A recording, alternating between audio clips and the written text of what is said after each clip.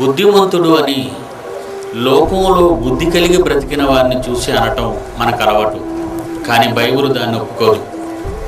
బుద్ధి గలవాడు అంటే దానియేలు గ్రంథం 12వ అధ్యాయం 3వ వచనం చూడండి. బుద్ధిమంతులైతే, దేవుని వాక్యమును ఎరిగిన వారైతే, బుద్ధిమంతులైతే దేవుని వాక్యాన్ని కలిగిన వారే బుద్ధి గలవారు అని అర్థం. వాళ్ళు ఎంత గొప్ప వాళ్ళంట, ఆకాశ మండలములోని జ్యోతులను పోలిన వారై ప్రకాశించెదరు. బుద్ధిమంతులు ఏం చేస్తారు అంటే,